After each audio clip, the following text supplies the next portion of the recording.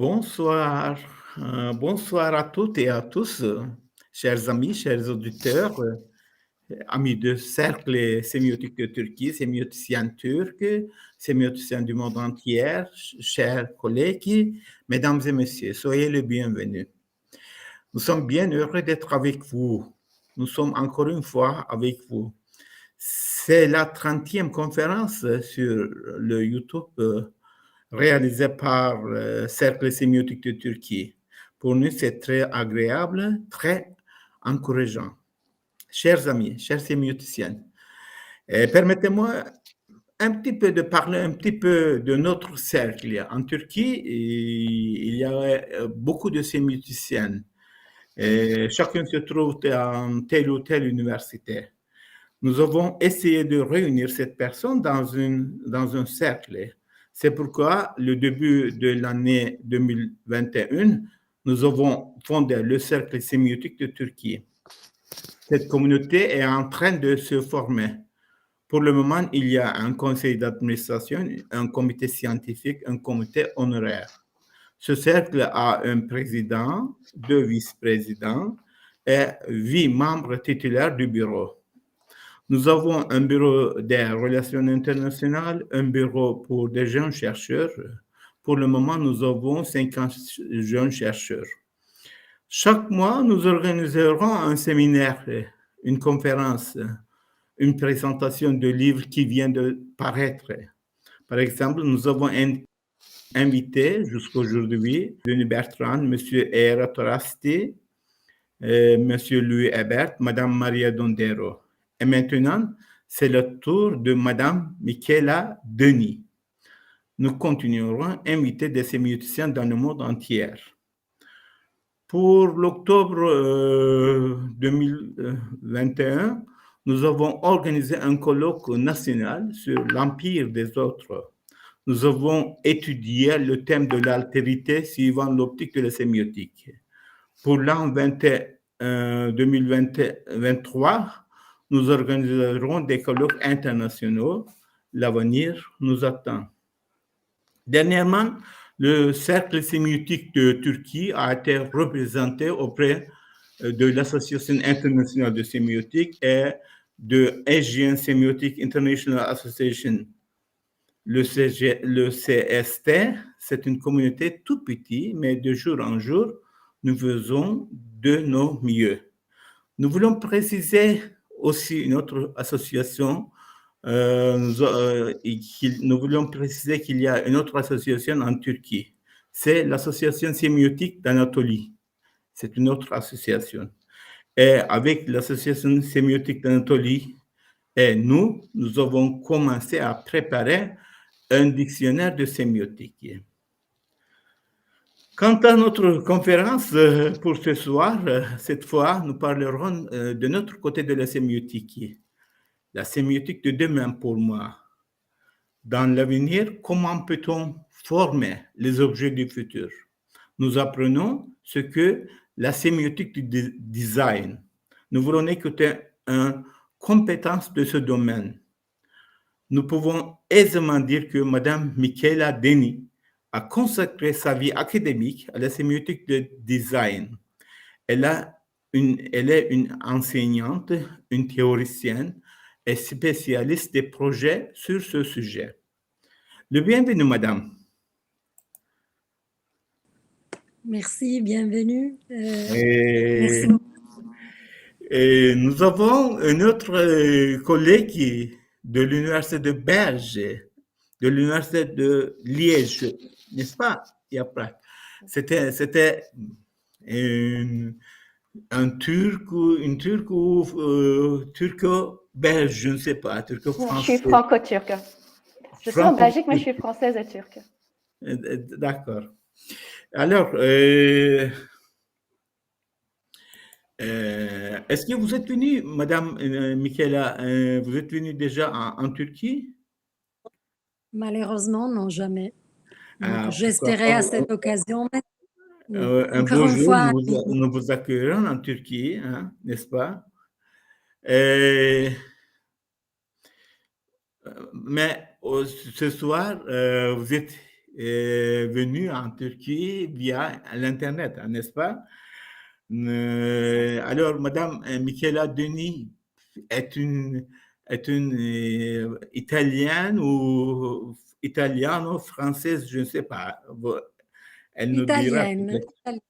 Italienne, tout à fait italienne. Permettez-moi de parler brièvement de CV de Michela, de Madame Denis. Elle est enseignante, elle est chercheuse, elle est directrice de projets, elle est professeure des universités, elle est spécialiste sémiotique de design, elle est co-responsable du Master 10 DIS, Design, Innovation et Société. Elle a fait ses études de doctorat à l'Université de Bologne. Comme vous savez, les sémioticiens, c'est dans le monde entier, c'est Umberto Eco a fondé pour la première fois un département de sémiotique à l'Université de Bologne. Nous pouvons dire que, on peut conclure ça, Umberto Eco était il a dirigé la thèse de Michela à l'Université de Bologne. Elle a fait post-doc en sémiotique à l'Université de Limoges en France. Et puis, elle a écrit beaucoup d'articles, publications en français, en anglais, en italien. Son ouvrage, je ne sais pas comment on prononce, mais j'essaie de prononcer en italien. Oggetti in azione, c'est correct, madame? Oggetti in azione, oui, c'est presque parfait.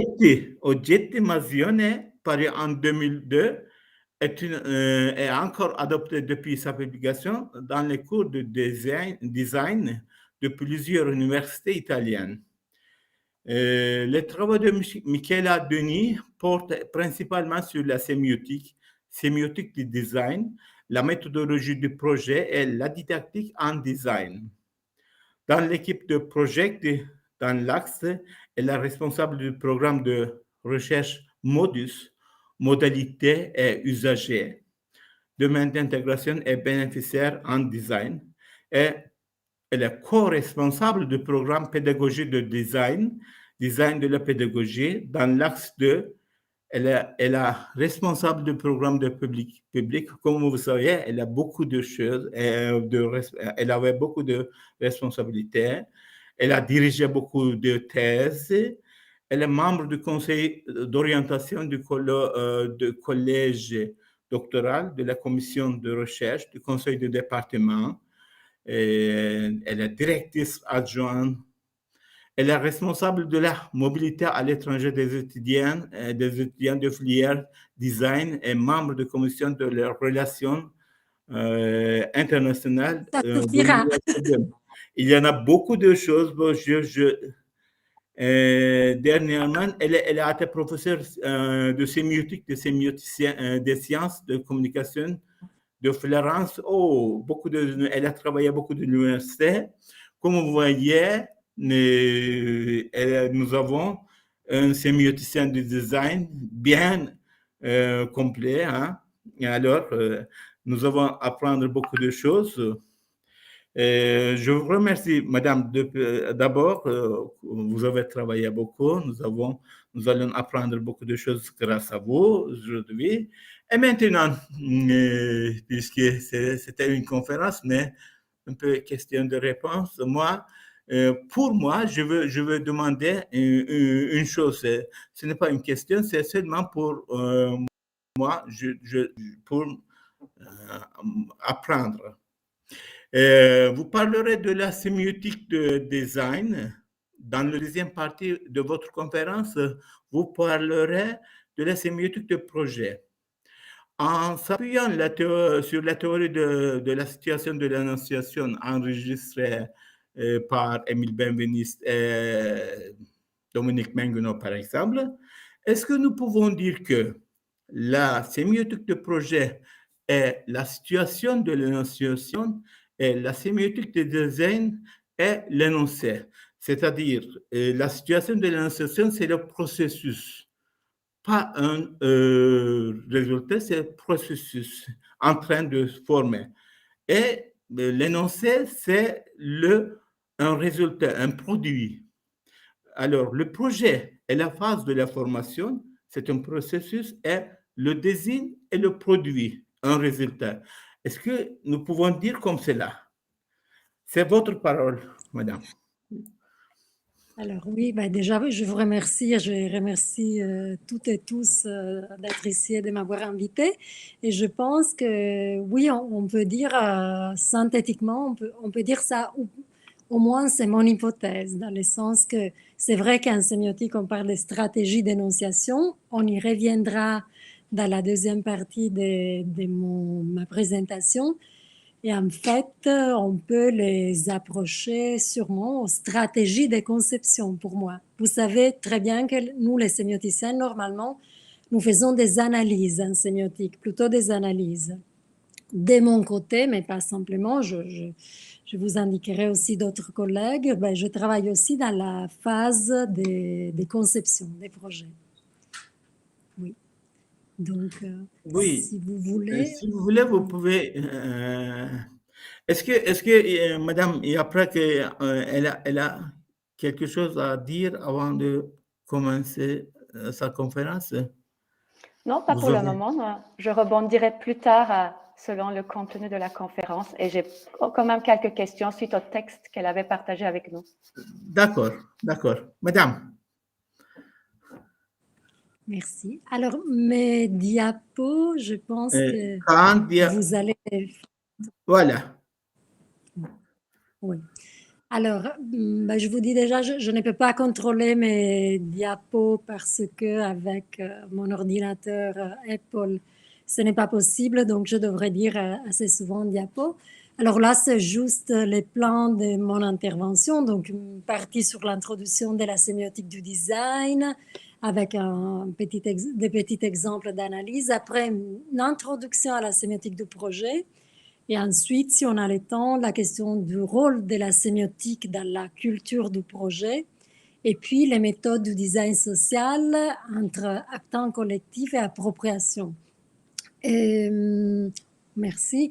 Là, je vous ai mis une petite bibliographie. Ben, pourquoi vous voyez simplement des ouvrages, là, au moins, notamment de moi-même, ce n'était pas parce que je suis la seule, évidemment, à travailler sur ces questions, mais parce que cette intervention, si vous voulez, c'est un peu la synthèse. Comme vous m'avez demandé, vous avez souhaité une introduction à la sémiotique du design.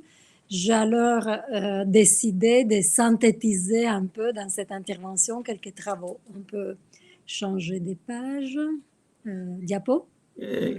Et donc là, vous voyez, oui, là, vous voyez qu'il y a aussi, par exemple, à un certain moment, Bruno Latour et Semprini. Je citerai d'autres personnes, mais en général, c'était les auteurs que je citais davantage.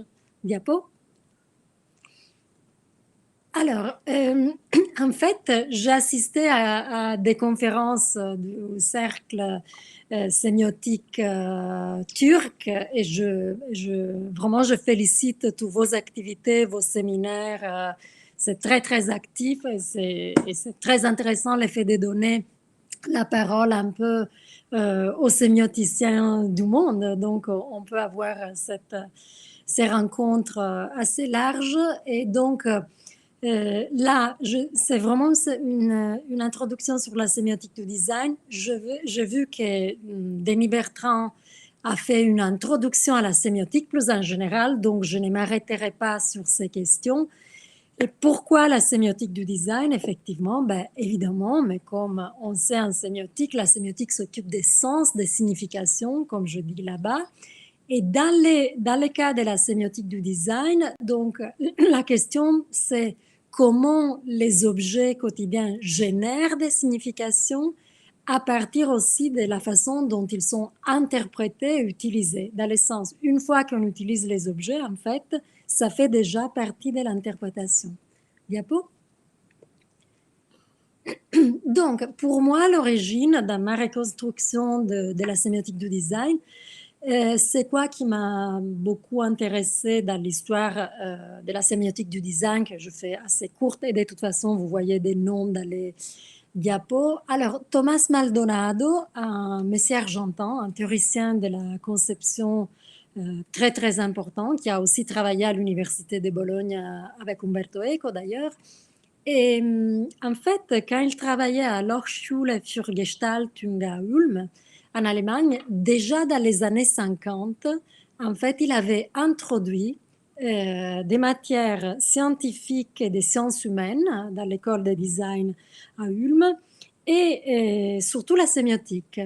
Et ça, c'était un modèle assez intéressant parce que il a été, quand Maldonado est arrivé à habiter en Italie, par exemple, c'est ce qu'il a fait dans les universités italiennes et beaucoup d'écoles de design et beaucoup de facultés de design se sont un peu construites sur les modèles pédagogiques de Maldonado, donc les designs avec les sciences humaines, les sciences dures, donc de la physique, du dessin, de l'histoire de l'art, de la sémiotique, donc vraiment avec une idée de la formation des designers très interdisciplinaire, comme on dirait aujourd'hui.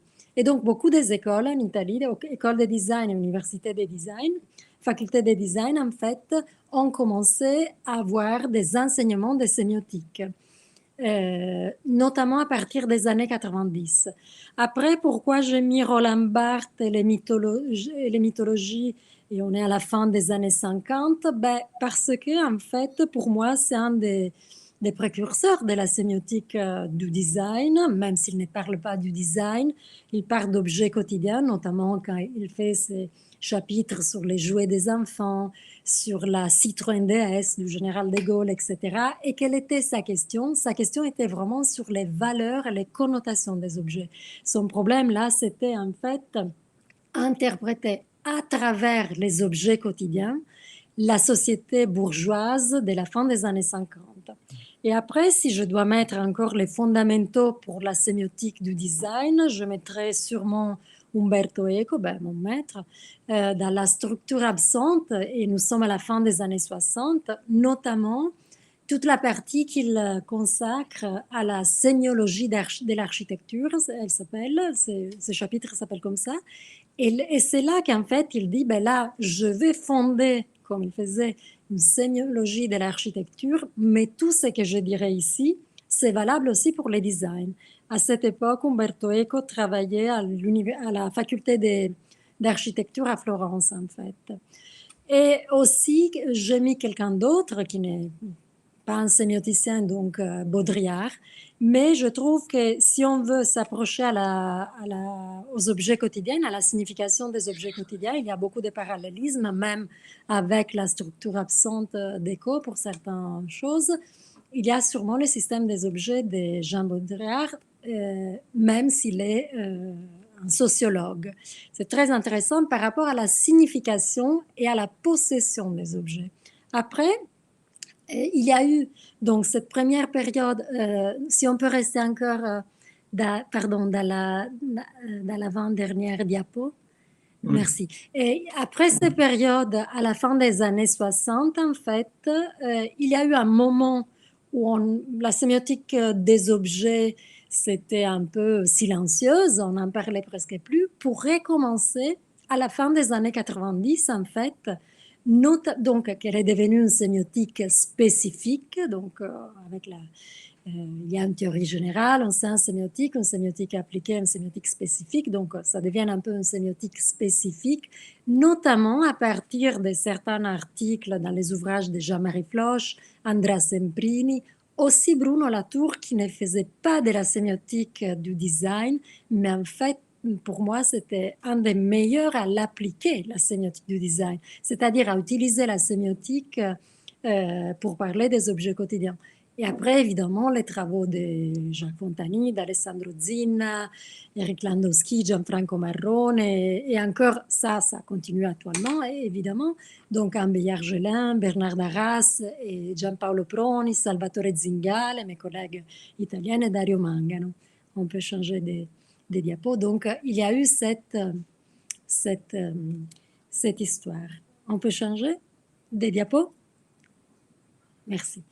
Donc, qu'est-ce que c'est la sémiotique du design? Dans la sémiotique du design, dans l'analyse du design, on parle plutôt des réceptions, donc l'analyse des pratiques d'usage, les contextes, la concurrence, les utilisateurs, alors que, comme vous disiez, Dogan, les méthodes et les stratégies de conception concernent davantage la sémiotique du projet, et notamment qui travaille sur la sémiotique du projet? Un groupe de sémioticiens comme moi, rédacteur de la revue Ocula, donc comme Salvatore Zingale et Giampaolo Proni, et aussi en France Bernard Darrast. On peut. Diapo? Donc, la sémiotique du projet, on y reviendra plus tard, concerne, comme vous l'avez dit tout à l'heure, les stratégies d'énonciation, dans le sens il s'agit de transposer concrètement un contenu, on peut dire en sémiotique, donc des fonctions et des valeurs, de les transposer concrètement dans des formes matériaux. Mais on y reviendra plus tard. Diapo? Donc, de la communication linguistique, évidemment, pour l'énonciation, on s'occupe du contexte conversationnel, on s'exprime pour informer, pour être en contact, etc. Et dans les processus de conception, il s'agit, comme je dis dans ma diapo, précisément d'expliciter une stratégie dans plusieurs étapes pour identifier les sens, ce qui pour nous en sémiotique c'est les sens, c'est-à-dire la raison d'être du projet, et de gérer, de maîtriser cette signification à transposer. Diapo. Donc, si on veut aussi parler un peu d'histoire pour vous donner encore une idée de l'intérêt du design, on peut aussi aborder des auteurs qui ne sont pas du tout des sémioticiens, mais qui ont été intéressants pour certaines questions, et notamment entre les années 80 et les années 2000. Il y a eu, avec les retours un peu des sciences cognitives, toute la question de la usability, de la friendliness, des interfaces conviviales. Et en fait, des théoriciens comme Donald Norman et Nielsen, qui ont aussi travaillé avec Steve Jobs et d'autres chercheurs, ont parlé beaucoup de l'analyse des objets, notamment dans un livre très connu qui s'appelle The Psychology of Everyday Things de Don Norman. Diapo. Et donc, quelle était la question de Norman? Il s'occupait des erreurs d'exécution, en sachant que Norman, en fait, s'occupe des accidents des avions, des accidents nucléaires. Il s'occupait beaucoup d'interfaces et encore, avec cette idée toujours, peut-être un peu exagérée pour certaines choses, mais on verra qu'il y a des choses qu'on va retenir, sur le fait que l'erreur de l'usager dépend toujours de la mauvaise conception du designer. Diapo. Donc, avec cette idée assez connue par les designers, comme Yaprak qui est ici avec nous, Norman par exemple, il dit the way people are actually using your product, c'est-à-dire qu'est-ce qu'ils font en pratique les usagers, et la façon, c'est un peu une blague dans laquelle les ingénieurs par exemple font un projet, c'est-à-dire la façon dans laquelle on pense que les personnes devraient se comporter. Diapo. Là, c'est la même chose. Donc, l'expérience utilisateur, la pratique d'usage concrète. Diapo. Et donc, qu'est-ce qu'il nous dit avant d'arriver à la sémiotique des objets, en fait, dans cette idée de la mauvaise conception, donc de la mauvaise interprétation des objets quotidiens? Norman, il nous dit, en fait, il faudrait, quand on fait un projet, il faudrait penser à un feedback, c'est-à-dire un signal qui confirme l'action de notre qu'on vient de faire. Il propose une standardisation tout de suite des objets quotidiens. Et aussi, il dit ça aiderait pour ne pas faire des erreurs dans l'utilisation des objets, parce qu'il dit toujours qu'il est ingénieur et psychologue et qu'il n'arrive jamais à utiliser même son frigo. Donc, il dit il faudrait avoir des contraintes physiques des contraintes sémantiques des objets quotidiens, des contraintes culturelles et logiques. Diapo. Là, je vous ai mis tout à l'heure des photos, ne sont pas du tout des normes, mais pour vous les expliquer. Donc, les contraintes physiques, de quoi il s'agirait? Quand, par exemple, on veut retirer de l'argent et si on se trompe avec la carte bleue, l'appareil la crache, dans le sens nous empêche la mauvaise action. Diapo. Donc là, c'est une contrainte, l'interprétation. Les contraintes sémantiques, je choisis ces photos, je montrais des tagliatelle en italienne. Vous voyez qu'il y a quelqu'un qui les mange avec une cuillère, chose tout à fait impossible pour un Italien bien élevé. Pourquoi je l'ai mis là-bas? Parce que finalement, comme contrainte sémantique, la possibilité que la cuillère et la fourchette nous donnent, c'est possible. Donc, ce n'est pas bien élevé, mais c'est possible. Diapo. Là, les contraintes culturelles, j'ai encore choisi une situation italienne et une situation française, dans le sens que les contraintes proposées par Norman, il dit aussi utilisons des codes culturels. Par exemple, en Italie, les risotto, on les mange qu'avec la fourchette. Et en France, chose qu'on ne fait pas du tout en Italie, on mange les moules en les utilisant comme des pinces pour les manger. Donc là, ce seraient les contraintes culturelles, pour vous expliquer les contraintes culturelles de Norman. Diapo.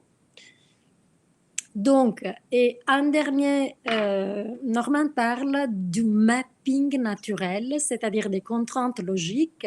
Il dit, pourquoi quand je dois cuisiner, je ne sais jamais quel feu allumer.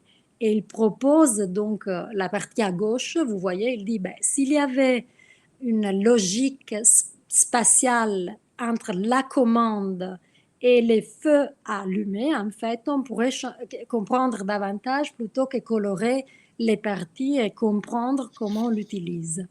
Diapo.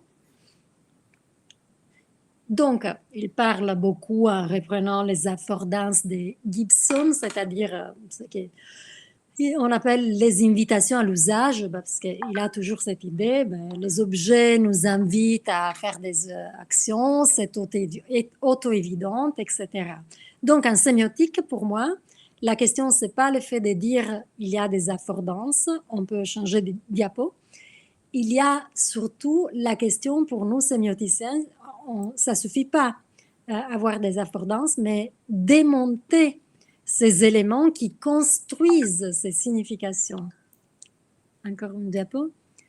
Donc, les affordances sont un constat, mais qu'est-ce qu'on peut faire en sémiotique? En sémiotique, on peut parler des marques énonciatives dans un objet, c'est-à-dire les caractéristiques et les pertinences matérielles, les matériaux, la morphologie, les textures, c'est-à-dire quelles traces qui viennent du processus d'énonciation et qui, par exemple, construit ce qu'on pourrait appeler un usager modèle. En mutuant le concept de lecteur modèle d'Umberto Eco, vous savez que c'est une stratégie énonciative. Le lecteur modèle n'existait pas. C'est une stratégie, c'est le résultat d'une stratégie énonciative, alors que en pensant la conception comme l'utilisation aussi des marques énonciatives, ce serait la stratégie de la construction de l'usager modèle.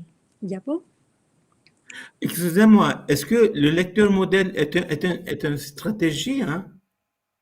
Lecteur modèle? Oui. Pour Umberto Eco, c'est une stratégie, c'est le résultat de la stratégie énonciative utilisée par l'auteur empirique, l'auteur en chair et eau. Alors, vous adaptez la situation de l'énonciation dans les objets, dans la production des objets? J'adapte. Oui, oui. Oui. Dans le sens, après, j'adapte la situation de l'énonciation, on le verra un peu plus tard, et justement parce que je ne pense pas qu'en sémiotique, on doit se limiter à faire l'analyse.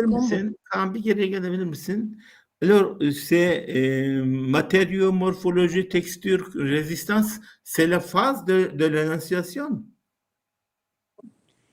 C'est les moments de l'énonciation où, à partir du projet qu'on souhaite faire, les fonctions, les valeurs, et les projets qu'on doit faire pour répondre à la problématique, ben, c'est la phase de l'énonciation, donc de la stratégie de conception. C'est là où on doit faire des choix, effectivement, pour maîtriser cette signification et pour faire ce qu'on souhaite. Maria Dondero aussi avait utilisé l'énonciation pour étudier les photos. Oui, merci Exact. madame. Oui. Et Maria Giulia Dondero, effectivement, vient aussi de l'Université de Bologne comme moi. Oui. Alors, donc, alors pour démonter cette question des affordances, je me suis occupée beaucoup, je me suis inspirée à la modalité factitive d'Algirdas Julian Greimas, et donc en voyant comment les objets nous font faire des actions. On peut passer vite, diapo. Modalité factitive, excusez-moi, modalité factitive, c'est le schéma narratif. Dans le schéma narratif, le dessinateur fait quelque chose au sujet. Vous adaptez pour Oui. Je l'adapte, pourquoi? Parce qu'en fait, selon Greimas, les sujets, c'est l'agent et l'objet, c'est l'agit. Donc là, il y a comme une inversion. Je me suis interrogée beaucoup comment l'objet d'usage devient sujet et fait faire à l'usager certaines actions, même si on n'y pense pas. Comment on interagit avec les objets à partir justement des modalités factitives. Quelles propriétés ont les objets pour nous faire des actions? Alors, excusez-moi, qui commente à qui? C'est le client qui commande à qui? Au producteur ou pour l'objet? Alors là, ce n'est pas vraiment une question des clients pour moi, mais bon, ce que je me demandais, c'était vraiment comment l'objet, évidemment, selon la stratégie choisie du designer et du producteur aussi, évidemment. Celui qui utilise ces objets, c'est lui qui dit fais comme cela. Utilisateur? L'objet? Non. Non? Non, c'est l'objet. Assez souvent, c'est l'objet qui nous fait comporter Moi, d'une certaine façon. je suis consommateur. Alors, je dis, si tu produis une chose comme cela, je peux acheter. Si tu ne produis pas comme cela, je ne peux pas acheter. Alors, je dis, je fais quelque chose au producteur. Oui, mais ce qui m'intéressait à moi, en fait, c'était pas la version du client, mais comment dans la vie quotidienne, c'était pas une question de marketing qui m'intéressait, mais c'est comment dans la vie quotidienne on interagit avec des objets. Je ne me posais pas une question là, je ne parle pas de marketing, qu'évidemment on achète ce qu'on préfère par rapport à certaines choses, mais c'était vraiment, je m'interroge sur comment les objets nous font faire des actions par l'interface, par leur organisation de l'interface, qui est les lieux privilégiés pour manifester ces caractères factitifs. D'ailleurs, Umberto Eco aussi, dans sa structure absente, nous dit, eh bien, en fait, les problèmes sémiotiques, ce n'est pas la fonction d'un objet. Les problèmes sémiotiques, c'est comment cet objet communique cette fonction. On peut changer diapo. Donc, en fait, qu'est-ce que c'est l'interface? L'interface d'un objet n'est pas justement, n'est pas un objet, mais il est un espace communicatif où s'articule l'interaction entre corps humain, outils et but de l'action. Ça, c'est Guy Bonsiepe qui donne cette définition qui me convient particulièrement.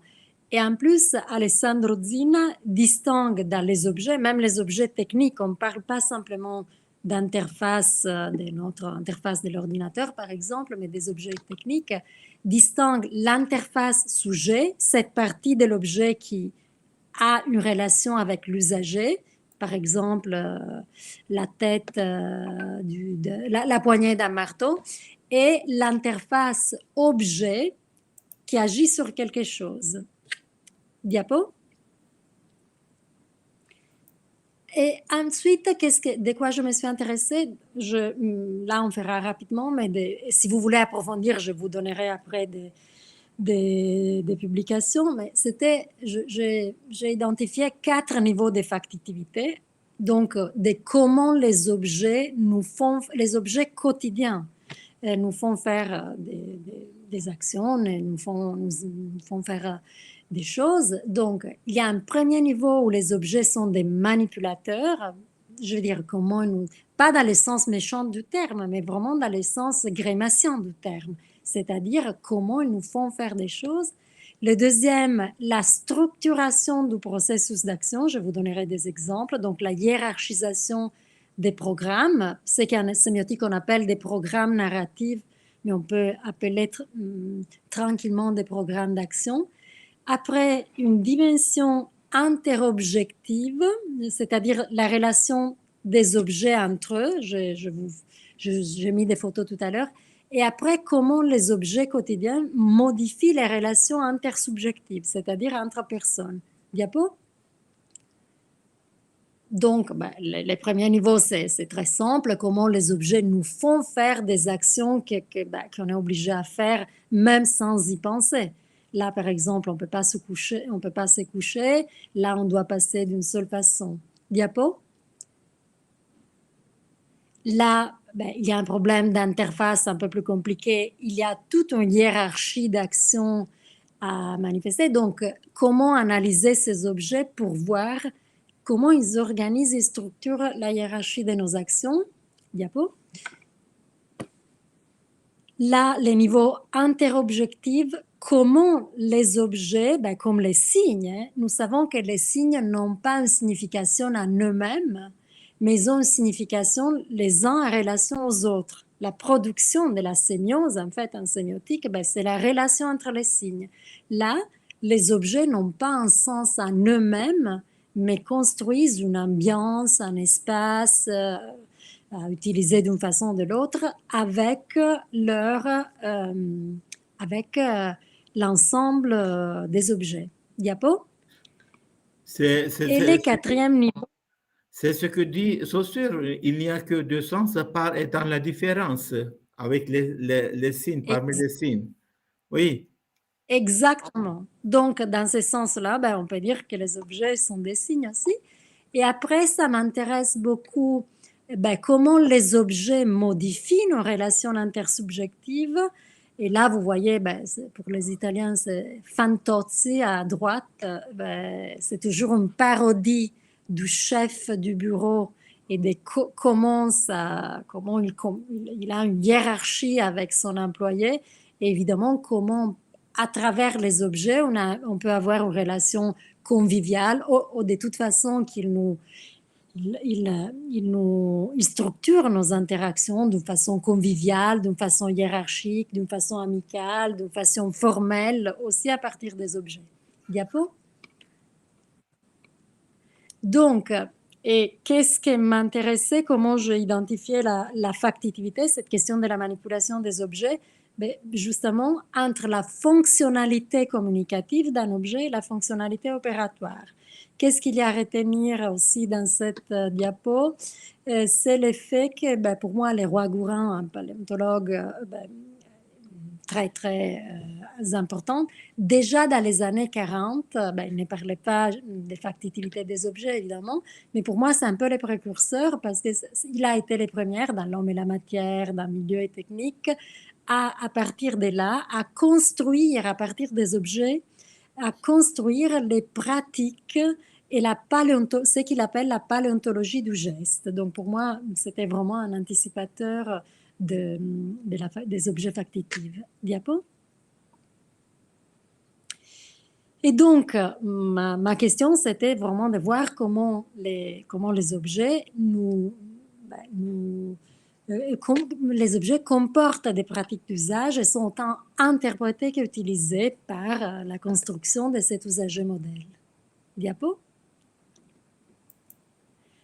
Donc, je viens de vous le dire, la question du rapport entre la fonctionnalité opératoire et communicative. D'un point de vue sémiotique, les objets dysfonctionnels sont plus intéressants. Pourquoi? Parce que c'est là qu'on comprend qu'on ne sait pas les utiliser, parce qu'on dirait en sémiotique qu'il y a un court-circuit sémiosique, c'est-à-dire la question de comment ils fonctionnent, par exemple, n'est pas bien en relation avec comment ils communiquent. Donc, les objets dysfonctionnels, c'est là qu'on se dit dans la vie quotidienne, quand on ne sait pas utiliser quelque chose, et c'est là qu'on commence à essayer de comprendre pourquoi on ne sait pas utiliser, mais comment il est fait. Et parfois, on insulte aussi un peu le designer qui a fait un objet en disant qu'est-ce qu'il a fait, je ne peux pas l'utiliser, etc. Diapo. Là, mais c'était juste pour nous rappeler, Floch aussi utilise beaucoup les modèles d'analyse des grimaces. Donc là, c'est une méthodologie pour analyser des objets. Ce n'est pas la peine ici de rentrer dans les détails, mais c'est un outil assez utile si on veut faire de l'analyse des objets. Diapo. Et donc, notamment dans cette publication que vous avez, dans mon livre que vous avez nommé tout à l'heure, Oggetti in azione, en fait, je m'occupais beaucoup des brosses à dents, des rasoirs et des objets dans les trains, c'est-à-dire pas d'objets de design dans le sens de ces objets avec des formes extraordinaires, mais mon souci était comment les objets quotidiens de tous les jours, en fait, nous manipulent, nous font faire certaines actions, certaines séquences gestuelles, et comment la sémiose, donc la production de la signification, passe par la perception, c'est-à-dire on ne dit pas « Ouh là là, comment je vais utiliser cette brosse à dents ?» Simplement, à partir des informations de l'objet qu'on a dans la main, dans son poids, et à partir d'autres caractéristiques, en fait, nous l'interprétons et nous l'utilisons. Diapo. Donc là, c'est un exemple. Diapo. Et voir, par exemple, on avance encore, diapo, voir comment la fonctionnalité communicative, par exemple, dans des objets comme les brosses à dents, prime par rapport à la fonctionnalité opératoire. C'est-à-dire, on a l'impression d'utiliser un objet spécifique, médicalisé parfois, sur certains modèles, et c'est à partir de là, grâce à l'aspect cognitif, c'est-à-dire de ce qu'on pense de cet objet, qu'on l'utilise peut-être avec une attention plus importante, alors qu'en fait, sur la pratique réelle, ne change pas grand-chose. Diapo. En revanche, la question, par exemple, du rasoir, c'était intéressant, notamment avec les modèles Mach 3, parce que la fonctionnalité communicative, donc les marques énonciatives, nous ne donnaient pas beaucoup d'informations, alors que, diapo, alors que l'utilisation, en fait, par l'utilisation et par la sémiose perceptive, sans du tout y penser, par exemple, il y avait une modification totale par rapport aux autres rasoirs de la prise habituelle. Mais ce n'était pas l'usager qui se disait « Ah tiens, je vais l'utiliser comme ça et comme ça ». Non, pas du tout. C'était qu'en l'utilisant, par exemple, l'effet que la petite tête bouge et ne se limitait pas simplement à basculer comme les autres rasoirs. En fait, à niveau des sémioses perceptives, changeait complètement les gestes du rasage, donnant un geste unique à la place des petits gestes et ne faisant pas monter les épaules. Tout ça en passant par la sémiose perceptive. Donc, pas par l'interprétation cognitive, par la sémiose perceptive. Diapo. Et qu'est-ce qui m'intéressait dans les trains? Deux choses. Comment l'organisation, là je passe vite tout ça dans le sens au cas où vous trouverez les publications, mais ça m'intéressait deux choses. La façon dans laquelle l'espace dans les trains structure des configurations proxémiques, c'est-à-dire donne du sens aux distances, aux postures et aux relations qu'on a avec les autres passagers. Et l'autre niveau, c'était la question des objets fonctionnels, objets dysfonctionnels. Diapo. Donc, je me suis beaucoup occupée sur la question de comment la morphologie des sièges, des canapés, sur les trains, les matériaux, les formes, les couleurs, la disposition, en fait, changeait le type de relations par les passagers. Diapo. Et tout ça se transformant en objets, en dispositifs, les objets comme dispositifs dissuasifs, persuasifs ou permissifs à niveau d'intersubjectivité, c'est-à-dire des relations entre les passagers. Là, diapo. Là, rapidement, j'avais analysé plusieurs voitures en voyant, en interprétant les modèles relationnels entre les passagers. Donc, je les avais classifiés. Donc, en distinguant toujours, comme on fait en sémiotique, les plans de l'expression, c'est-à-dire l'aménagement de l'espace, la disposition des objets, etc., et les plans du contenu, ce que ça donnait, cet espace, au type de relations intersubjectives. Diapo.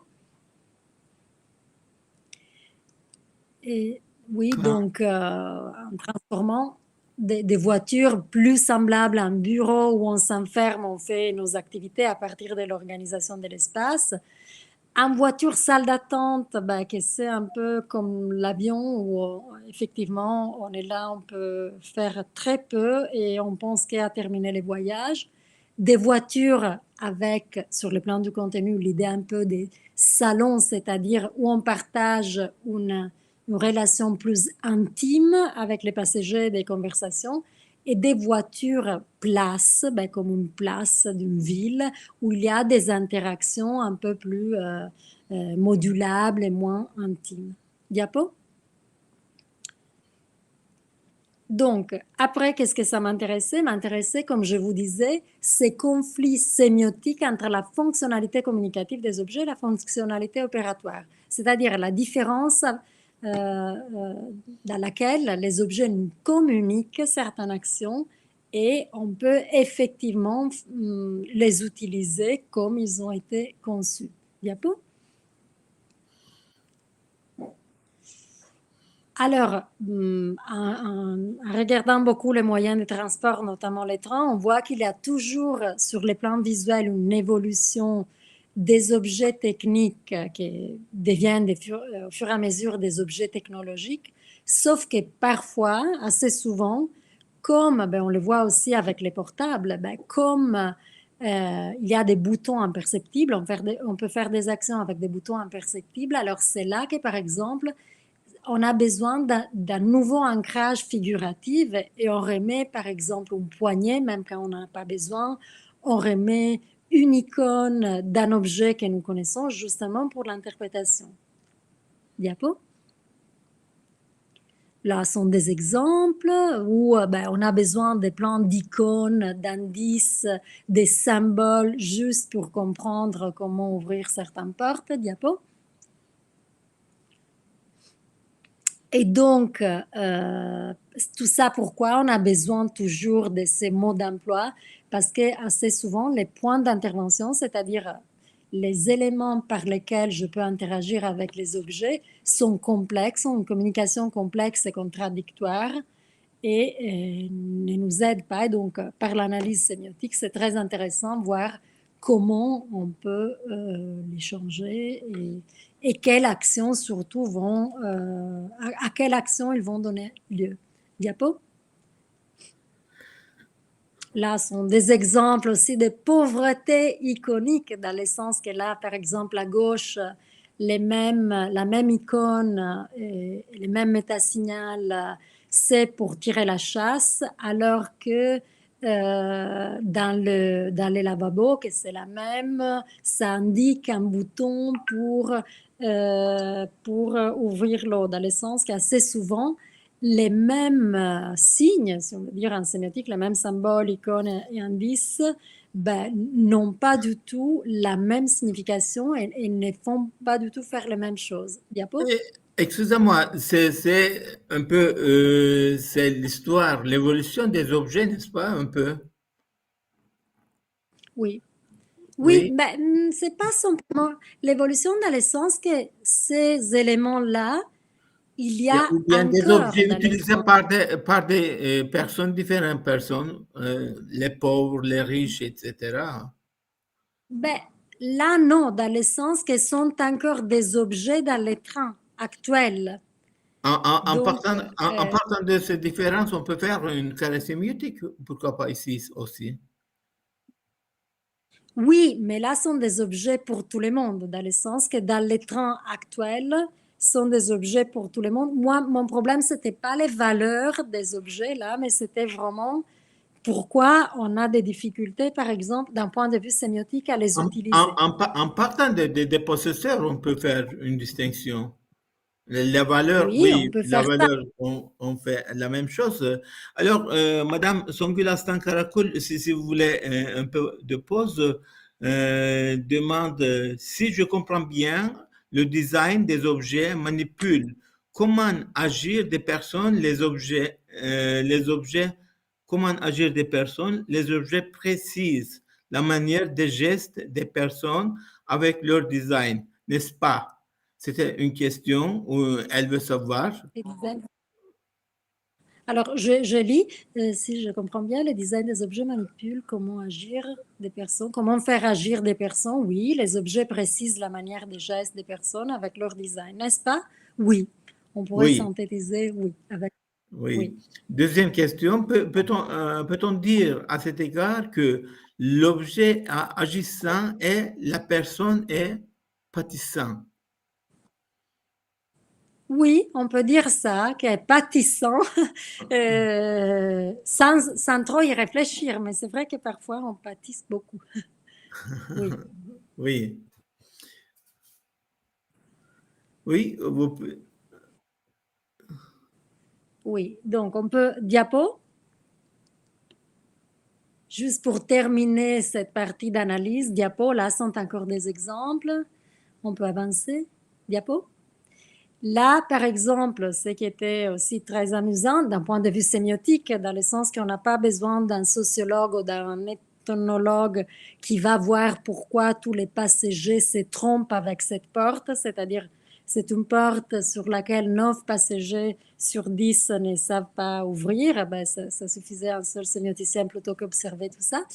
Et dans le sens que là, dans l'image un peu plus foncée, on a un petit bouton que c'est dans la deuxième image en bas, tout petit, qu'on ne comprend pas, métasignal, avec des indices, avec même un petit parcours narratif, c'est-à-dire si tu pousses là avec ton doigt, après la porte s'ouvre, c'est-à-dire très complexe, alors que tous les passagers essaient de tirer parce que la poignée, la morphologie de la poignée prime. Diapo.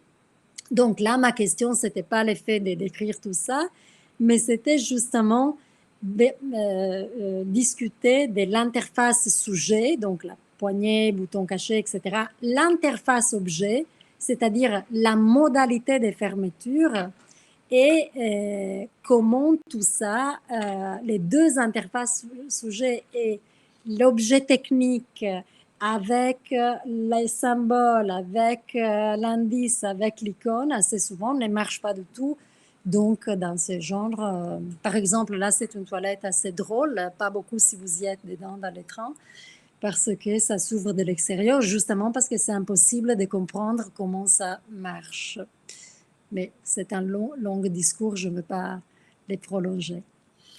une autre question, si Diapo. vous voulez. Excusez-moi, les indicateurs dans les conceptions sont-ils significatifs ou esthétiques? Dans la conception, les indicateurs significatifs ou esthétiques, les deux à la fois, doit-on apporter des interprétations sémiotiques aux objets naturels dans tous les domaines de la vie? Alors, les indicateurs dans la conception sont-ils significatifs ou esthétiques? Je pense qu'ils sont les deux. Mais je pense aussi que souvent, quand ils sont trop esthétiques dans des objets quotidiens, souvent, ils ne sont pas assez significatifs. Parfois, ils ne sont pas assez significatifs. Non, est-ce que vous pouvez remettre la deuxième question qu'il y avait? Ils ne sont Quand pas trop... oui, doit-on Merci. Ne sont apporter pas... des interprétations sémiotiques aux objets naturels? Oui, oui. Je vais terminer la première réponse. Donc, parfois, c'est vrai que la signification et l'esthétique ne vont pas ensemble. Ça dépend des cas spécifiques. Et doit-on apporter les interprétations sémiotiques aux objets naturels dans tous les domaines de la vie? C'est pas qu'on doit on doit apporter des interprétations sémiotiques. C'est qu'on ne peut pas s'empêcher d'interpréter. Dès que vous êtes dans une ville, dans une pièce, vous interprétez même si vous ne pensez pas, dans le sens du moment où vous interagissez avec des objets quotidiens, c'est déjà de l'interprétation. Donc, c'est impossible de ne pas interpréter, même par l'utilisation. Diapo?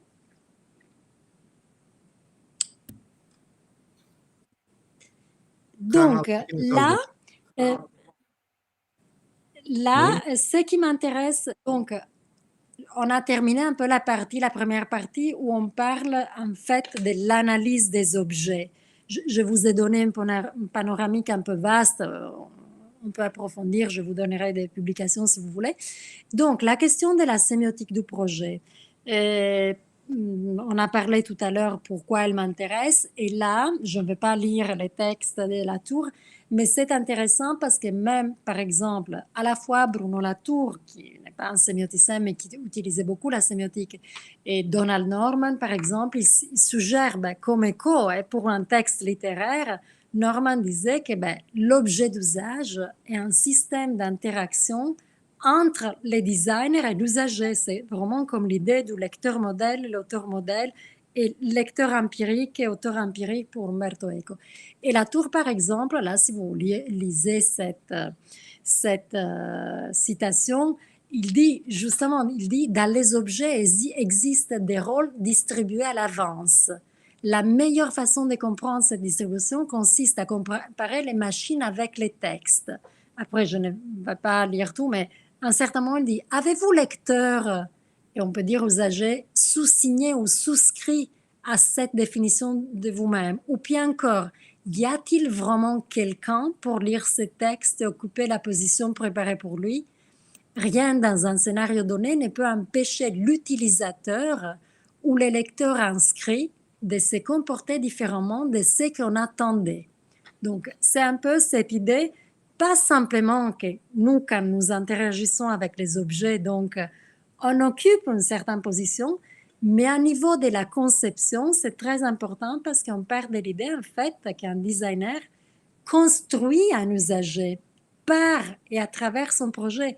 Et il construit, pour moi, même un modèle anthropologique d'usager. Donc, est-ce qu'on les respecte, on ne les respecte pas, quel genre, par notre projet. Diapo? Encore quelque chose qui m'intéresse de Latour, vous savez, il fait un exemple du dos d'âne artificiel. Vous savez ce qu'on appelle en France aussi les gendarmes couchés, c'est-à-dire cette partie dans une rue qui doit nous faire ralentir quand on conduit. Et Latour dit, en fait, c'est très intéressant parce que les ingénieurs, on sait, qui ont conçu les dos d'âne, qu'est-ce qu'ils ont fait? Ils ont fait une opération sémiotique, effectivement. Il a été nécessaire d'utiliser des formes d'expression différentes du langage. C'est-à-dire, ils pouvaient mettre un panneau avec des enfants disant « Attention, ne tuez pas les enfants en voiture quand vous passez en vitesse ». Ils pouvaient choisir parmi plusieurs sémiotiques différents. Qu'est-ce qu'ils ont choisi? Ils ont choisi donc cette injonction, ralentir, avec un objet, des bétons et pierres. Donc, cette réification, qu'est-ce que c'est? C'est le passage d'un univers signifiant, les langages, ralentissez, à un autre univers signifiant, donc les matériaux, les bétons. Donc, qu'est-ce qu'ils font les designers tous les temps? Justement, il travaille chaque jour autour de la signification avec la nécessité d'opérer entre des sémiotiques différents. Diapo. Donc, pourquoi je me suis occupée donc aussi des conceptions et des méthodologies? Ben parce qu'en travaillant avec les designers et les étudiants de design et les collègues, souvent ce n'est pas assez l'effet de se limiter à faire les sémioticiens qui analysent. Et ça me plaisait beaucoup cette phrase de Bruno Munari, un théoricien, un grand maître du design italien, mais très connu partout, quand il dit « la créativité ne signifie pas improvisation sans méthode ».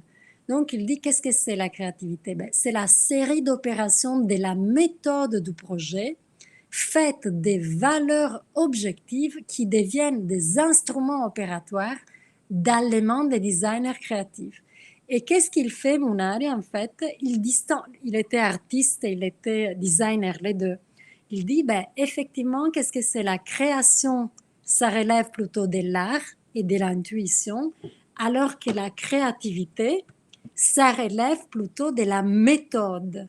Donc, cette idée qu'un design, en fait, ce n'est pas de l'intuition pure, mais c'est tout un processus de conception. Nous, en sémiotique, on dirait des stratégies d'énonciation qui demandent du temps, qui demandent certaines étapes, etc. Diapo?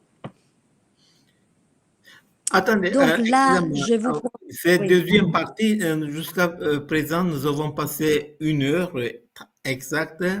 Et je vois que la sémiotique de design a été développée dernièrement par les Italiens, je crois. C'est vrai ça? Ben, effectivement, avec un groupe de recherche à l'Université de Bologne avec qui je travaille encore, notamment la revue Ocula et la rédaction d'Ocula, nous travaillons beaucoup sur la sémiotique du projet. Semprini En fait, aussi on a fait est un Italien, Andrea Semprini. Semprini, Andrea Semprini, il est un Italien, il travaille en France, oui. Ah, Et oui. c'est pour ça d'ailleurs que là, je voulais passer rapidement sur les modèles de Semprini, du projet en manifestation, parce que je l'ai trouvé intéressant, notamment dans un livre qui s'appelle La marque, une puissance fragile. Diapo? J'avais, Avant excusez-moi, de vous proposer. monsieur, après monsieur Mustafa Sarıca, monsieur Melih Çumak demande quelque chose. On dit que le présent est chaotique. Alors, on peut dire que nous devons sortir du présent, parce que la description du présent est la difficulté lui donner sens et peut-être l'importance d'existence. Ici, comment est-ce que le temps de faire et le présent permet de distinguer le statut des objets? Oh là là, c'est tout à fait philosophique, une question philosophique. Pouvons-nous appeler cette étape la matière du temps? On a compris? Alors, c'est une question philosophique, effectivement. Je ne sais pas si je suis bien placée pour répondre. Pouvons-nous appeler cette étape la Ce matière monsieur du a temps? lu vraiment très la sémiotique et il est spécialiste de la sémiotique en Turquie, oui. Oui. Eh ben, oui, j'imagine que oui, dans le sens que sûrement les objets quotidiens ont à faire avec la matière du temps. Vous avez quelque chose, c'est tout? Alors, nous avons encore 30 minutes et cette fois, la sémiotique du projet. Oui, et je passe vite sur certaines choses. Diapo? Donc là, c'est le modèle de Semprini que je voulais vous montrer. Dans le sens, déjà, il a une idée, à différence d'autres sémioticiens, il a une idée donc de comment définir les contenus d'un projet. Je ne rentrerai pas dans les 5 étapes, mais ce qui m'intéresse là dans ce modèle, que Semprini, avant de définir, avant d'identifier les valeurs d'un projet, il propose une série, 5 questions, donc l'énonciation fondamentale, la promesse, la spécification de la promesse, l'inscription d'un territoire, etc., pour arriver aux valeurs. C'est-à-dire pour Semprini, toute cette partie-là, on est dans les plans du contenu, c'est-à-dire encore avant d'identifier ce qu'il appelle les manifestations. Diapo. Donc, il y aurait du projet. Pour lui, les projets, c'est vraiment toute la partie du contenu et toutes ces étapes qu'on a identifiées. En sémiotique grémassienne, on pourrait parler des stratégies d'énonciation en y passant par la thématisation jusqu'aux manifestations, donc les produits, les prix, les services clients, ce que Semprini appelle comme ça, médiation spatiale, humaine, etc. Diapo. Qu'est-ce que ça veut dire dans ces modèles, pour donner un exemple pratique qu'on a vécu tous avec cette pandémie? Mais par exemple, si je pense à Semprini, dans cette question des valeurs, thématisation et manifestation, par exemple, là c'est un exemple à moi, pas à Semprini, mais si on prend les valeurs communautaires, jusqu'avant la pandémie, comment on pouvait les thématiser si on utilise des outils sémiotiques? La sociabilité, la socialité, la mise en commun. Comment on pouvait les manifester sur le plan de l'expression?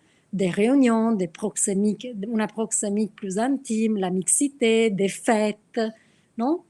Diapo? Alors que pendant la pandémie, les mêmes valeurs communautaires, tous les précédents, les ont thématisées avec l'isolement et la séparation, manifestées par les gestes barrières, les masques, la distance, c'est-à-dire ça correspondait aussi aux valeurs communautaires. Tout ça pour dire quoi? Pourquoi je suis en train de donner cet exemple? Pour montrer comment les mêmes valeurs, selon les contextes, selon l'usage, etc., peuvent se manifester, donc se transposer par une signification qui est avec des manifestations tout à fait différentes. Et ça, c'est qu'on a un projet aussi. Donc, en ayant des connotations... La thématisation, c'est théorique et la manifestation, c'est la pratique. La manifestation, vous voyez, je l'ai mis à côté du plan de l'expression. Oui, c'est concrète. Concrète. Les valeurs dans les plans du contenu et la thématisation juste avant les stratégies d'énonciation en sémiotique grémassienne. Et une question, vous me permettez de demander une question? Une chaise est faite pour s'asseoir dessus, mais lorsque je dépose mes livres sur une chaise pendant des mois, puis-je parler d'affordance détournée ou accidentelle? Idrissou Zime Yerima. C'est un sémioticien de Cameroun, je ne sais pas. Merci. Merci pour la question. En fait, oui, même pas d'affordance détournée dans le sens que, alors on pourrait dire que par les caractéristiques physiques de l'objet comme une chaise, en fait, par les affordances, on peut justement les détourner parce que la chaise nous le permet. Par exemple, si c'était une chaise en cristal, peut-être que je déposerais moi mes livres selon le poids, etc., même si l'écorce est plus lourde. Mais bien sûr, on peut l'utiliser comme ça par rapport à l'affordance. Et un objet, disons qu'un objet n'utilise pas comme à sa guise, comme on veut dans la vie réelle, et il l'utilise dans une autre façon, d'une autre manière. Alors, est-ce que nous pouvons dire que c'est un objet n'est pas de valeur?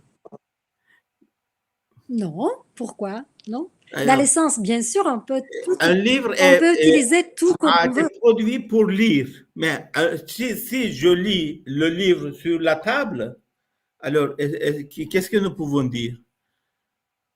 Ce livre a une valeur, mais il n'est pas pour comment on dit, il n'est pas produit pour ce qu'on veut. Alors, on peut utiliser tout comme on veut. Il y a des objets qui se prêtent d'une façon ou de l'autre. Par exemple, bien sûr, je peux lire un livre. Après, je peux l'utiliser pour y mettre mon ordinateur, pour le Oui, mettre plus haut, mon ordinateur, grâce à ses caractéristiques physiques. Bien sûr, on peut détourner tout comme on veut, mais toujours à partir de certaines propriétés signifiantes, c'est-à-dire la matière, l'épaisseur, la largeur. Donc, cette question de l'affordance va dans le même sens. Monsieur Si Mustafa vous voulez, nous Sarıca, continuons. oui, Mustafa Sarıca, du Bénin, oui, Monsieur Idriss Zime, Université d'Abomey, Calavi. Monsieur Mustafa Sarıca a posé une question, a demandé une question. La sémiotique a-t-elle raison de chercher du sens à tout, partout? Ou a-t-on raison de chercher la sémiotique dans tout, partout? Oh, c'est un peu Alors, philosophique, logique. alors la sémiotique a des raisons de chercher du sens partout. Le sens, c'est partout. Je veux dire, tout signifie quelque chose. On doit traverser une rue, ben, on entend du bruit, on regarde s'il y a quelqu'un. Je veux dire, tout, la personne interprète tout, même si on n'y pense pas. On a raison de chercher la sémiotique dans tout et partout. Peut-être pas. Ça, peut-être pas. Dans le sens, ben, si on est sémioticienne, peut-être on utilise la sémiotique dans toute la vie quotidienne. Si on n'est pas sémioticien, on peut s'en passer, bien sûr. Merci. Si vous voulez, on continue avec la sémiotique du S'il vous projet. plaît. Oui. Donc, pourquoi moi, au-delà de Semprini, moi, par exemple, j'élaborais pour travailler avec les étudiants certaines questions pour les projets. Diapo, comme on n'a pas beaucoup de temps encore. Encore, diapo. Donc, j'avais élaboré un modèle de stratégie justement permettant de se poser une série de questions avant un projet pour donner, je veux dire, pour arriver, pour développer aussi la créativité, mais les projets dans le sens des Munari, dans le sens de la méthodologie. Diapo. Encore, diapo. Encore, diapo. Parce qu'on n'a pas beaucoup de temps. Oui. Encore. Donc, j'avais proposé, en sachant que je ne pense pas à un projet comme une recette de cuisine, c'est-à-dire chaque projet demande ses outils, ses instruments, les inventer, ben, comme l'analyse sémiotique. On n'applique pas la sémiotique comme ça, un modèle à tout. Mais donc, ma proposition, parfois je travaille aussi encore, c'était de distinguer les moments du métaprojet du moment du projet, c'est-à-dire les moments préalables au projet, donc les moments pour arriver à identifier un contenu, c'est-à-dire la problématique d'un projet. Donc, il a travaillé en but du projet, le stylème, donc le fait d'identifier l'identité, l'image du concepteur et de l'entreprise, un corpus d'analyse, donc une veille pour les projets. Diapo. L'idée, s'imaginer un usager modèle qui ne coïncide pas du tout avec ce qu'en design s'appelle la persona, que c'est un peu un modèle sociologique. En sémiotique, mon usager modèle, c'est plutôt quelque chose qu'on veut construire à travers notre projet. Après, dans le 5e point, c'était identifier les valeurs et les usages à communiquer par rapport à la problématique qu'on est en train d'aborder. Un parcours narratif possible, on est encore dans la phase du contenu, donc la question du scénario. Diapo. Donc, au projet, ben là, c'est le moment des stratégies énonciatives, c'est-à-dire après avoir fait un énorme travail sur le contenu, en bref, les buts du projet, les fonctions, les valeurs pour répondre à une problématique, identifier les stratégies énonciatives, c'est-à-dire les moments de choix, si vous voulez, comme l'exemple de Bruno Latour, quand il dit les bétons pour les dos d'âne. Qu'est-ce qu'on va inventer pour transposer notre contenu, c'est-à-dire toute la signification de l'objectif du projet, les fonctions et valeurs, les épreuves des commutations, je me réfère évidemment à Louis Hemsloff, donc c'est-à-dire là, dans le sens du design, travailler sur la question des prototypes, faire des petites différences pour voir jusqu'à quand ça tient la signification, diapo. Et après, un travail sur les produits, mais dans le sens, donc les produits finaux, qui peut être matériel ou immatériel, comme un service. Qu'est-ce que c'est un service? Airbnb, par exemple, c'est un service. Et donc, tout un travail sur la présentation du projet au commanditaire et tout un travail sur la communication et la distribution du projet. Diapo?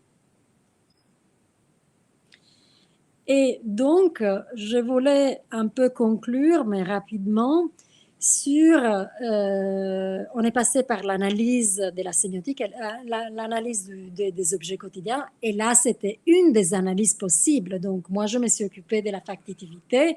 Vous, Dogan, vous avez proposé justement la question des valeurs. C'est aussi une autre analyse qu'on peut faire. On doit choisir une problématique. Après, je présentais rapidement la question de la sémiotique du projet et je tiens beaucoup à la question des stratégies énonciatives, que tout le travail énorme qui peut faire le sémioticien, c'est justement sur ces stratégies énonciatives, sur la maîtrise de cette signification, sur le fait de garantir, d'aider les designers, s'il en a besoin, à garantir les buts de son projet avec ce qu'il va décider de transposer, c'est-à-dire les produits concrets. Et là, je me suis interrogée beaucoup sur la question de la culture du projet. On parle souvent de culture des projets. Est-ce qu'en sémiotique, on peut dire, on peut identifier les caractéristiques de la culture du projet? Diapo?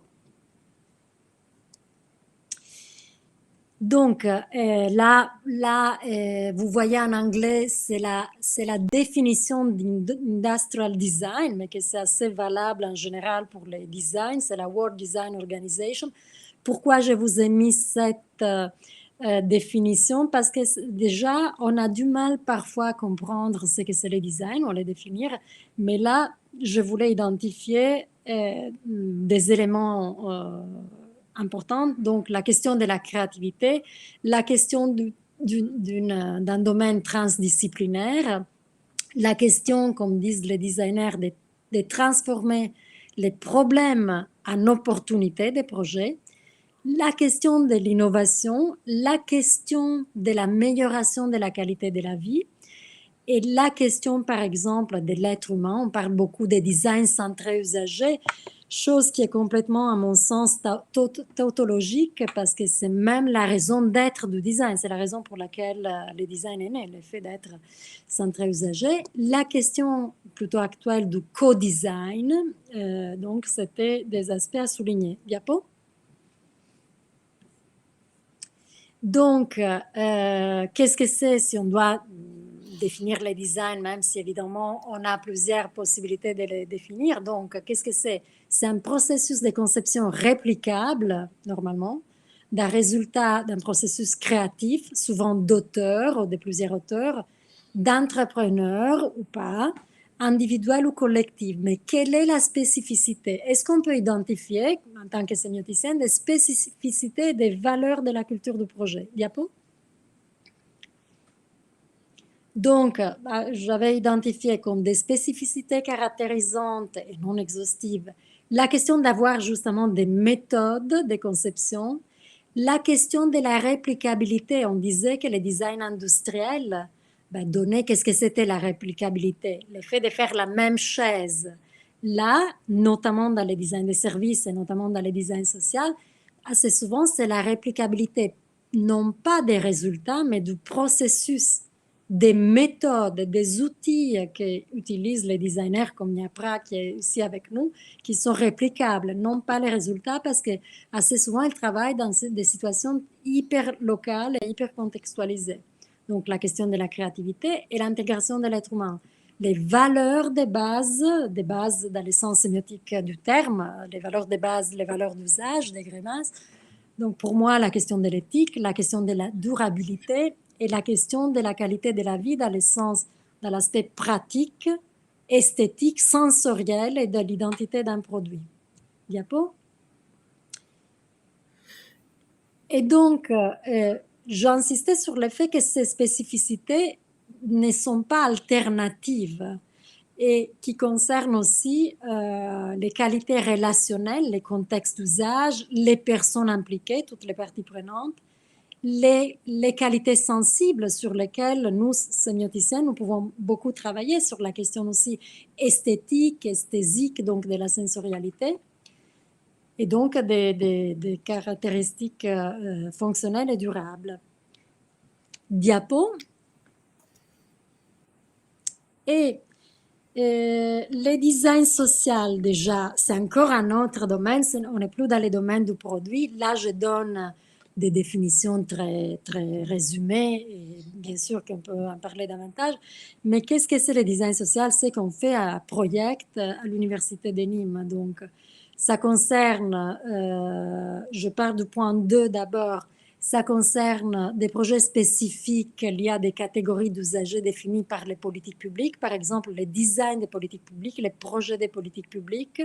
Il utilise des méthodes de conception qui privilégient la recherche-action et les co-design, donc aussi toute une partie du projet faite avec les usagers, les parties prenantes. Donc le but est là d'améliorer collectivement la qualité de la vie. C'est-à-dire, je n'achète pas une chaise pour moi, bien sûr, standardisée, mais normalement, on travaille sur des projets communs. Et un autre sens du design social, c'est toutes les questions sociales de grande ampleur, travailler sur la pauvreté, l'accessibilité, les urgences, le design du risque. Donc, toujours la nécessité des compétences transversales de ces designers. Pourquoi? Pour identifier, par exemple, ce qui s'appelle pas simplement les problem solving, résoudre un problème, mais vraiment identifier une problématique. Est-ce que quelle est la problématique dont je parle? Par exemple, il y a un fleuve entre une partie de la ville à l'autre. La problématique est de traverser ces fleuves. Est-ce que ce n'est pas l'effet de faire, par exemple, un bateau pour les traverser, mais c'est d'identifier la problématique. Est-ce que je devrais faire quelque chose pour le faire à la nage, d'une façon sportive, ou rapidement et aisément avec un pont, ou bien, donc vous voyez l'effet de la problématique, comme les dos d'âne de la tour, vraiment identifier quel est le but. Donc l'effet de ralentir, mais est-ce qu'on doit le faire par les morales, l'effet de savoir que je ne dois pas tuer des enfants quand je roule en vitesse devant une école, ou est-ce que même si je le fais pour protéger ma voiture, ça fait l'affaire parce que le but est vraiment de ralentir. Donc c'est l'idée d'identifier une problématique. Donc tout ça avec des compétences transversales. Diapo. Et aussi, donc, il y a notamment dans le design social toute une partie d'accompagnement de l'usager et des parties projets, et aussi les passages, comme je disais, entre l'individualité du design industriel assez typique, c'est-à-dire, comme je dis là-bas, on conçoit une chaise selon une ergonomie standard à laquelle je m'adapte, mais dans le design social, plutôt une dimension collective, où chacun doit repenser son individualité par rapport à un bien commun. Par exemple, un parc pour enfants, pour des personnes âgées, mais où on peut faire du sport, où on peut faire plusieurs choses. Et donc, il s'agit, et c'est là que la sémiotique a beaucoup à faire, toute la question de la négociation des valeurs en produisant les mêmes objets, par exemple, les mêmes parts, entre guillemets. Donc, l'effet de travailler sur un actant collectif, comme on dirait en sémiotique, c'est le résultat d'une négociation. Et donc, sur les biens publics et les biens communs qui favorisent une dynamique sociale, aussi, comme dirait Ezio Manzini, en régénérant, en formant la communauté autour d'eux.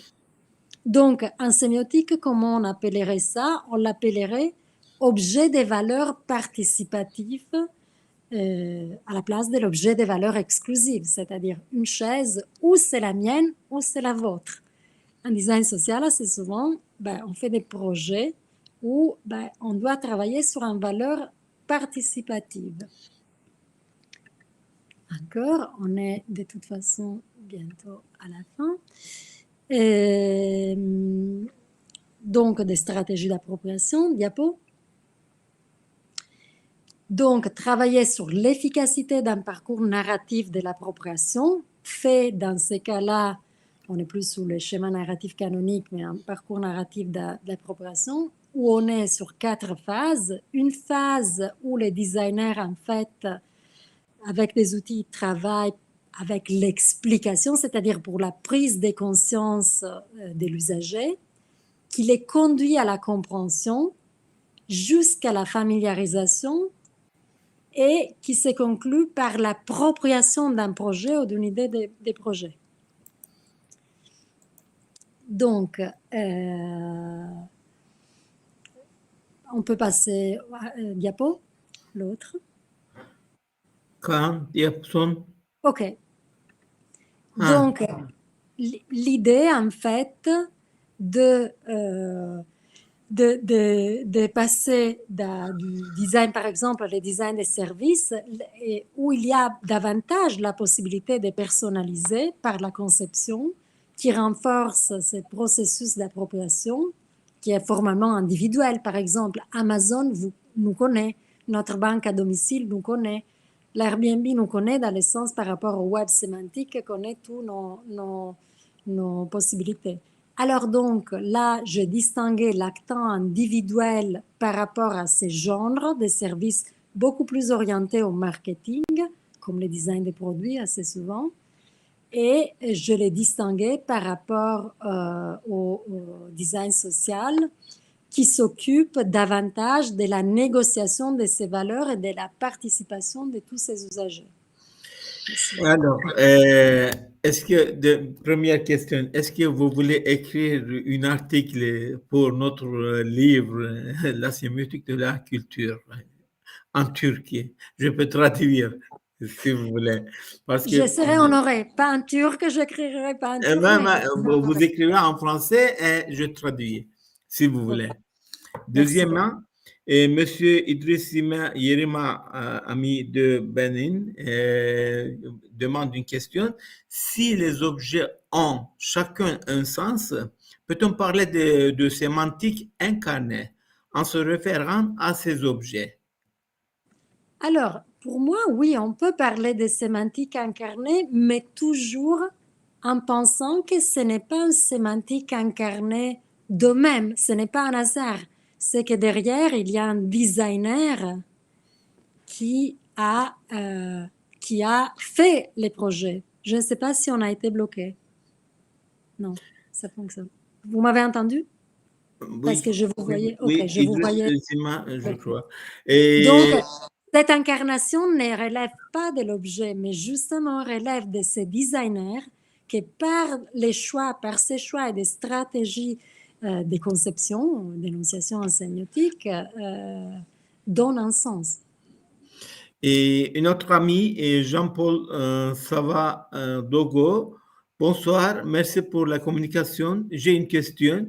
La sémiotique du design est-elle une partie de sociosémiotique? Moi, j'ajoute, la sémiotique du design est-elle une partie de la sémiotique de marketing? Puisque l'objet, on parle de l'objet, hein, la valeur de l'objet, c'est ses valeurs marketing. Alors, oui.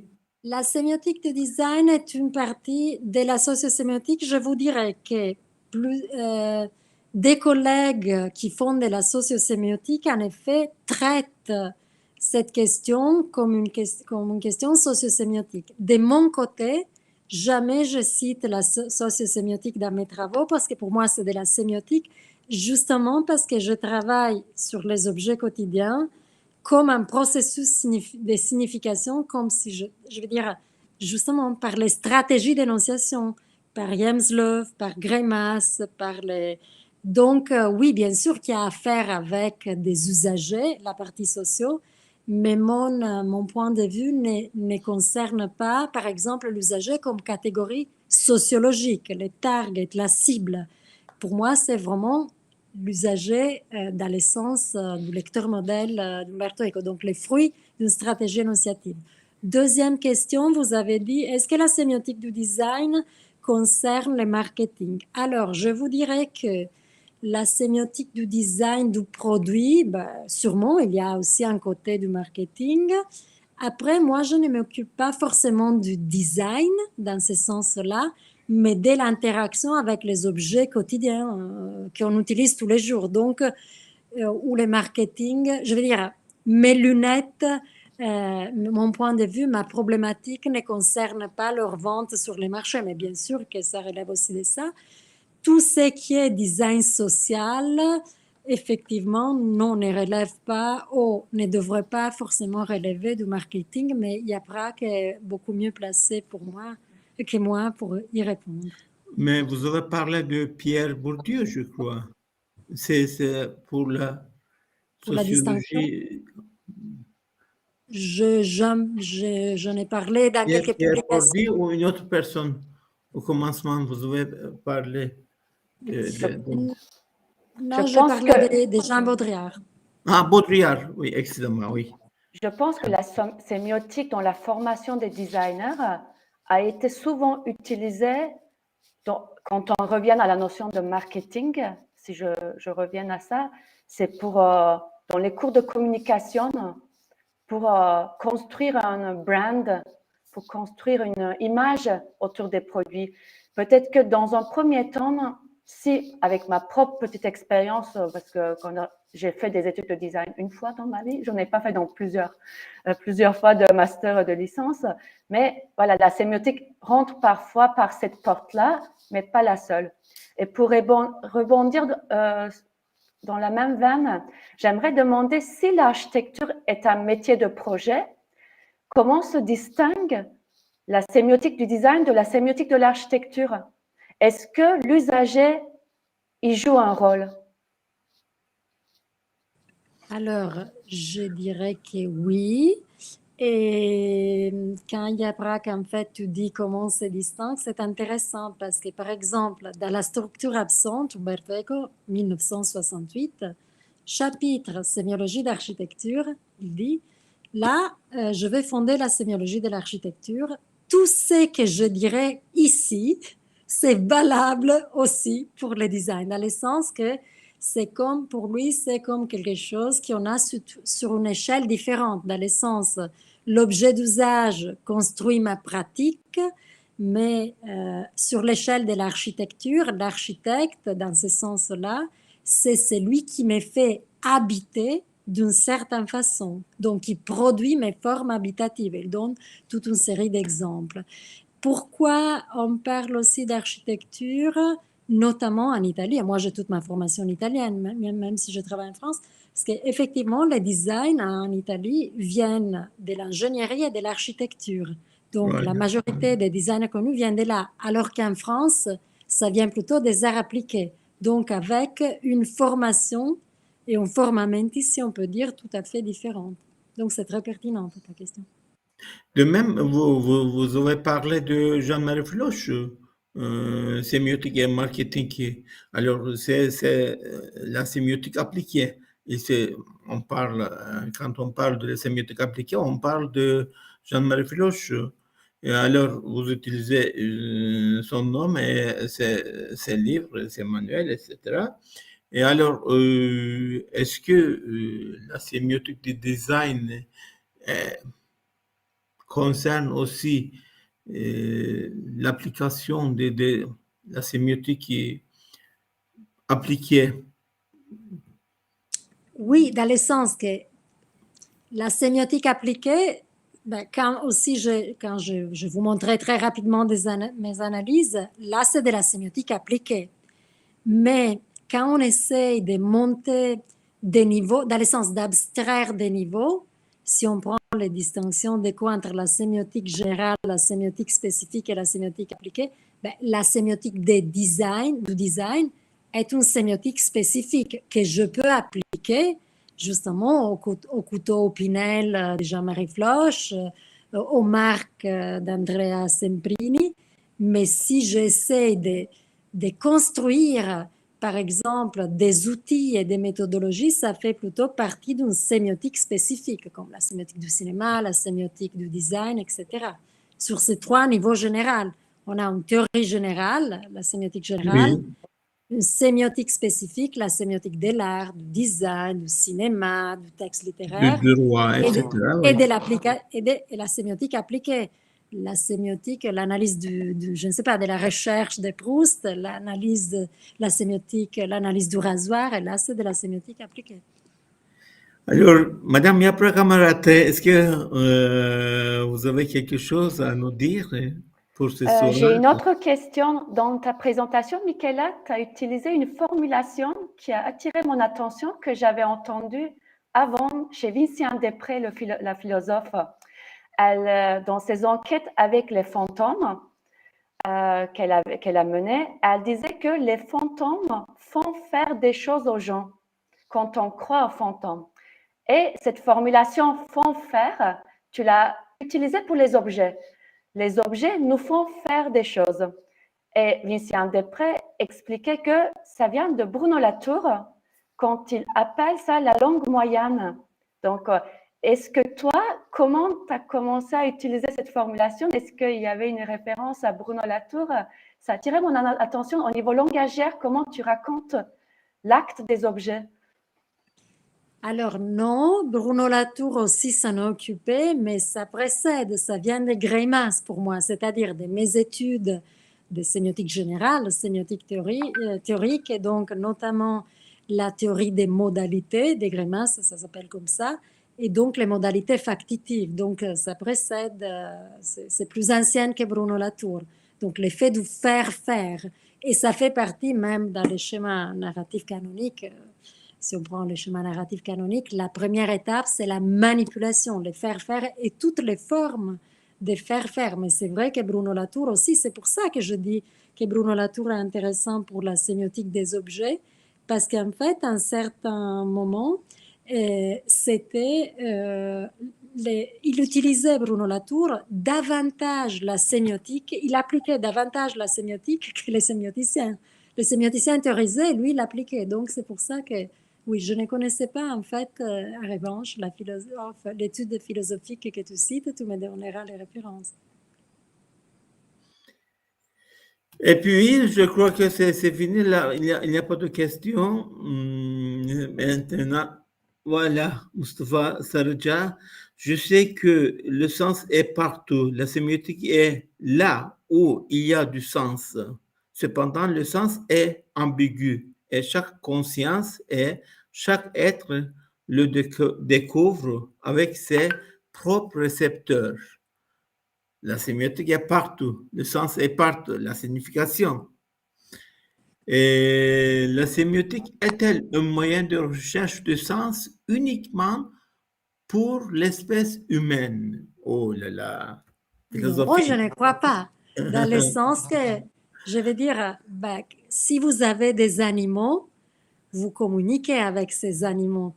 Et donc, les chats aussi cherchent de comprendre si vous êtes en colère.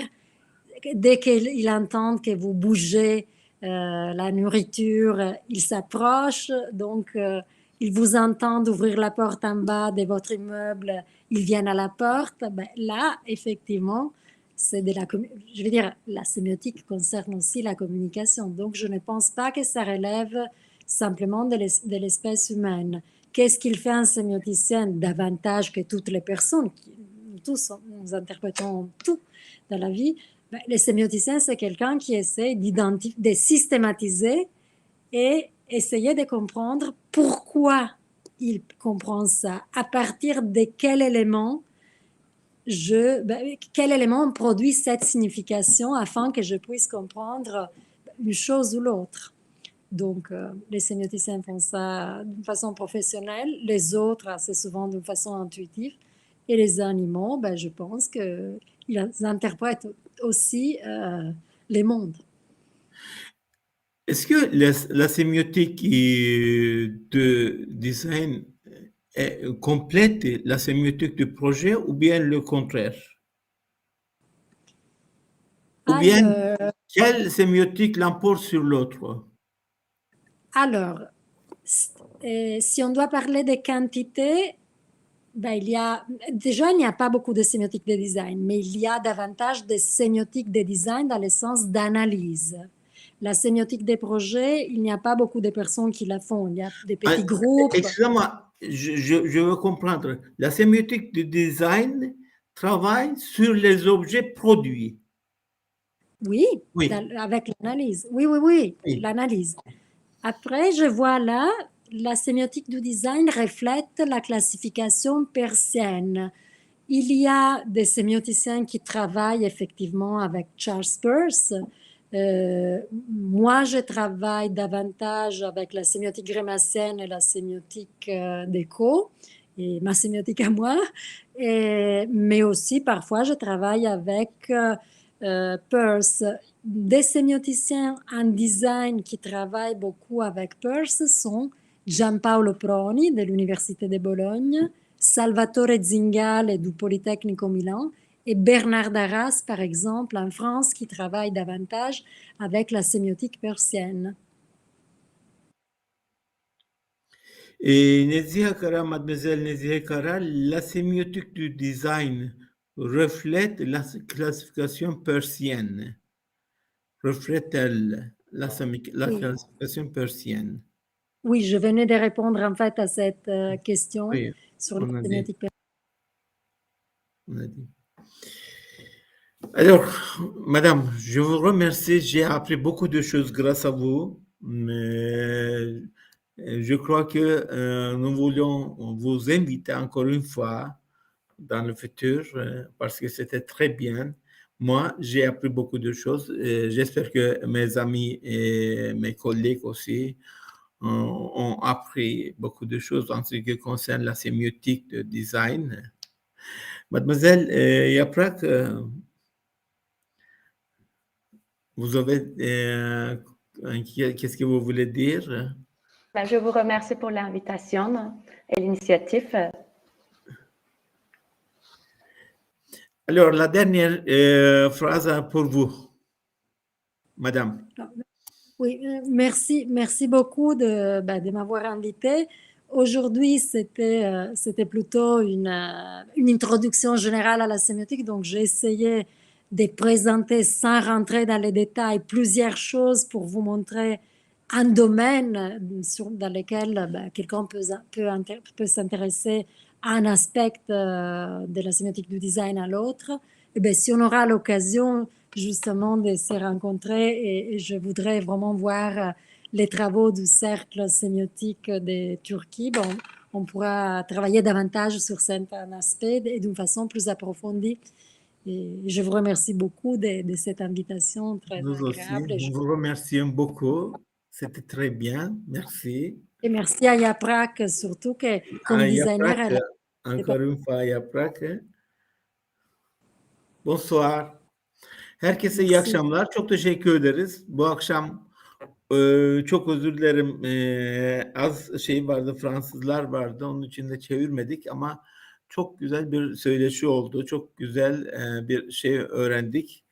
Tasarım gösterge bilimine yönelik olarak ve proje gösterge bilimi konusunda çok güzel şeyler söyledi ve bu alanın duayeni, bu alanın uzmanı, gerçekten kendi ürettiği projesi şeyleri olan, teorisi olan bir kişi, İtalyan bir comment ça s'appelle? J'ai oublié.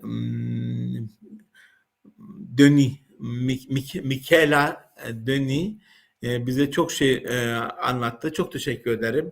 Je vous remercie madame encore une fois.